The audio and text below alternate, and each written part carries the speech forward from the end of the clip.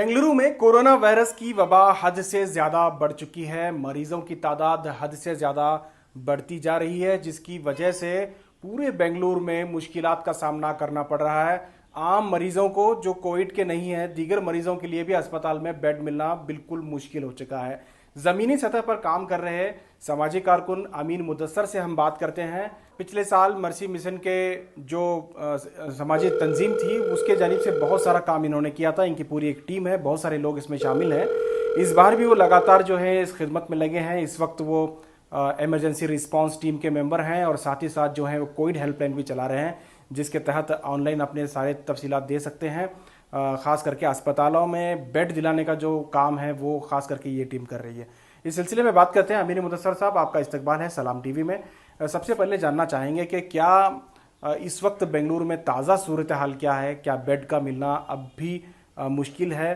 क्या आने वाले दिनों में क्या इसकी सूरत हाल हो सकती है? और ख़ास करके फ़िलहाल जो इतनी तादाद में लोग पॉजिटिव होते जा रहे हैं, उन लोगों के लिए अस्पताल में इलाज कैसे मुमकिन है? बेंगलुरु की जो ओवरऑल हालत यह है कि अस्पतालों में बेड्स जी बिल्कुल मिलना बहुत मुश्किल है। जी एक बेड मिलने के लिए लोगों को कम से कम 30 से 40 हॉस्पिटल्स को तलाश करने की नौबत आ चुकी है।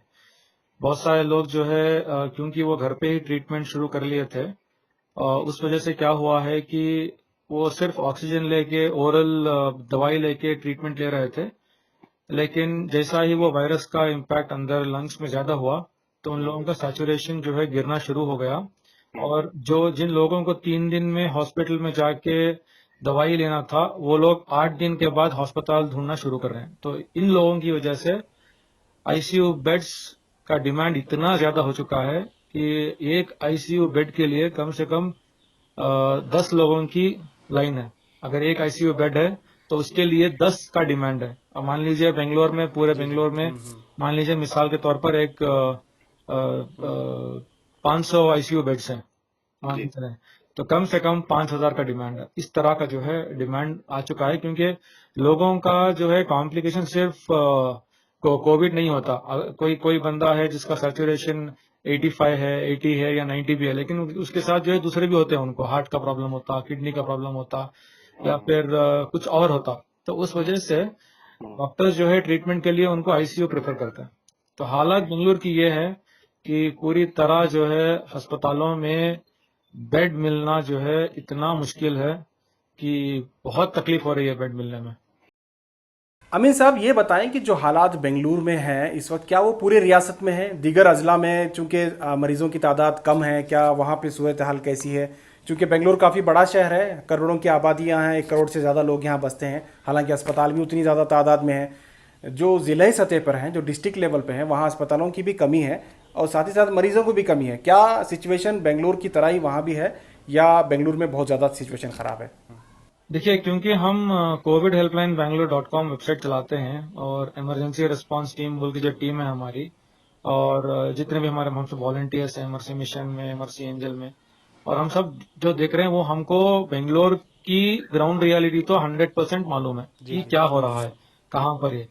लेकिन खबरें ये भी आई हैं कि कई जगह पर बेंगलोर से बाहर, मान लीजिए बेल्लारी हो, हुबली हो, दावणगेरे हो, मैसूर हो, वहां पर भी ऑक्सीजन का सप्लाई, ऑक्सीजन की जरूरत और ऑक्सीजन ना होने की वजह से जो तकलीफ है ये काफी बढ़ गई है।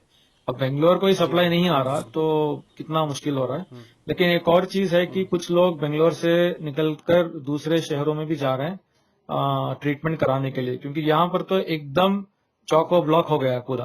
तो ऑक्सीजन की क्या सिचुएशन है यहाँ बेंगलोर में?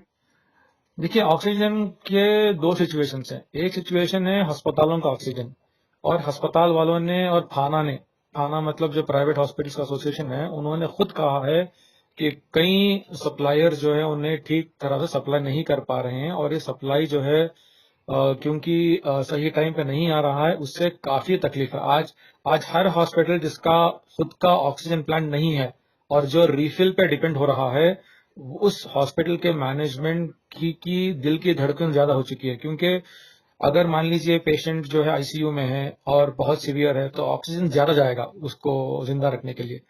तो ऑक्सीजन सप्लाई हॉस्पिटल्स को कंटिन्यूस जो है अभी भी 100% जो नॉर्मल थी वो नहीं हुई है और उसके भी रेट्स काफी बढ़ गए हैं। तो छोटे हॉस्पिटल्स के लिए बहुत तकलीफ हो चुकी है।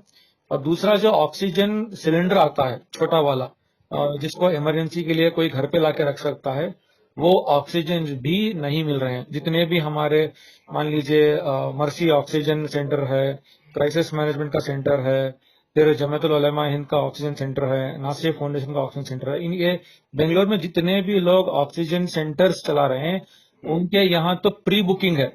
मतलब लोग जप रहे हैं कि अगर अगर एक सिलेंडर मिल जाए तो मान लीजिए वो बंदा एक दिन एक्स्ट्रा जी रहा है। अमीन साहब ये बताएं कि अस्पताल में बेड मिलना तो मुश्किल है ही, साथ ही साथ ऑक्सीजन का जो है मसला सामने आ रहा है। क्या इस वक्त कर्नाटक में, खास करके बेंगलुरु में ऑक्सीजन की कमी है, या बेड के साथ साथ ऑक्सीजन और बेड दोनों की किल्लत है? ऑक्सीजन के मसले के लिए किस तरह से काम हो रहा है?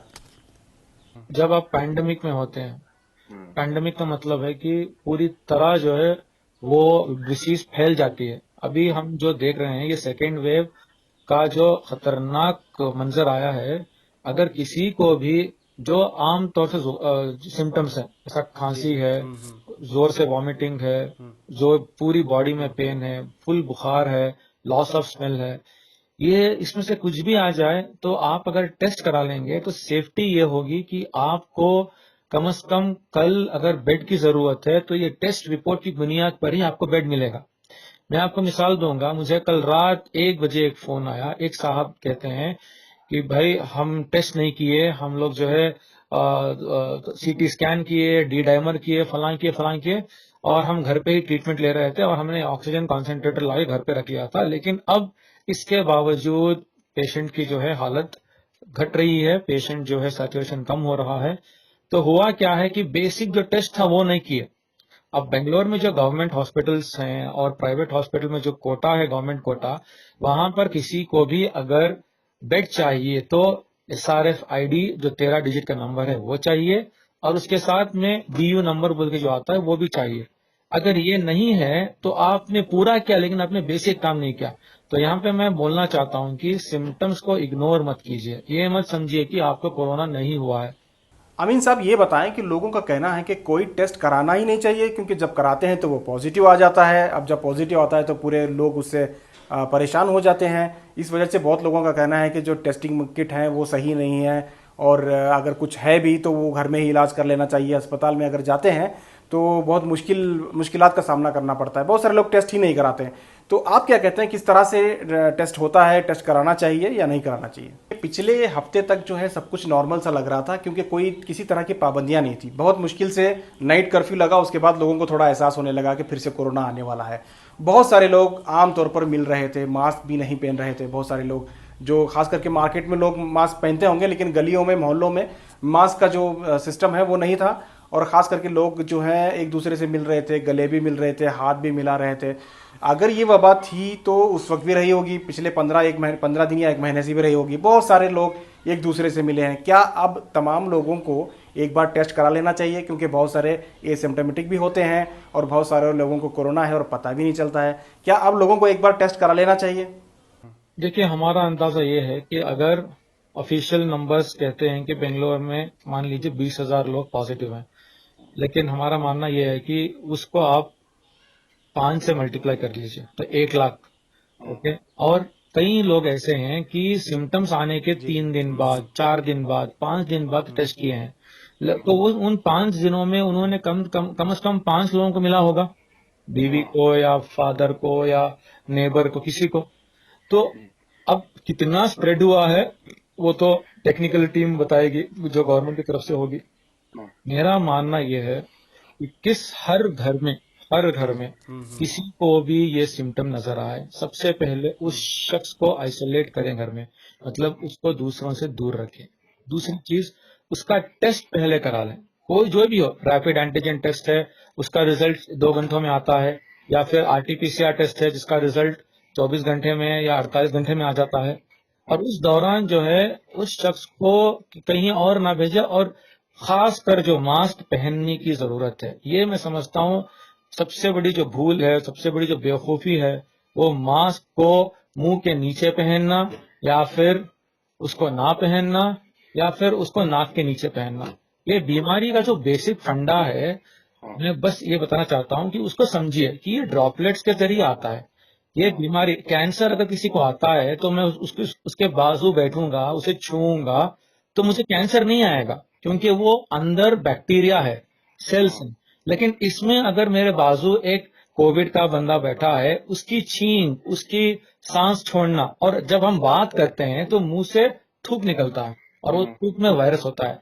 ये बात अगर आम आदमी समझ ले कि भाई थूक से फैलता है, अगर मैं किसी कोविड पॉजिटिव के बाजू खड़ा हूं, तो मैं बहुत ही आजीजी से तमाम को गुजारिश करता हूं कि प्लीज आप लोग घर पे रहिए। एक महीना अगर आप, मैं समझ सकता हूं कि बहुत सारे गरीब लोग हैं, अगर वो काम करने नहीं जाएंगे तो उनको पैसा नहीं मिलेगा, लेकिन मेरी एक ही गुजारिश है, एक महीना आपके पास जो है वो खा के गुजारिए। जरूरी नहीं कि रमजान है तो हर दिन अच्छा खाना है, जरूरी नहीं कि हर चीज जो है हमें वैसी ही चाहिए जिस तरह पिछले बार थी। तो मेरी गुजारिश, अपील सारे हिंदुस्तानियों से ये है कि आप जो है अपने घरों में रहे, बहुत सख्त जरूरत होने पर घर से बाहर निकले। एक घर से आप अपने घर से किसी और के घर ना जाएं। और कई लोग मैं देखा हूं हॉस्पिटल्स में हैं, लेकिन वो चाहते हैं कि उनके घर वाले आए, उनको बात करें, उनको खाना दें। अब बेचारे जो घर वाले जाके आ रहे हैं वो पॉजिटिव हो गए, तो घर का एक बंदा हॉस्पिटल में है, एक बंदा जो है घूम रहा है, वो भी पॉजिटिव हो रहा है। तो चेन रिएक्शन जिस तरह हुआ है, मैं समझता हूं इसको ब्रेक करने के लिए जो हुकूमत ने अभी स्टेप उठाया है, ये बहुत बहुत जरूरी था।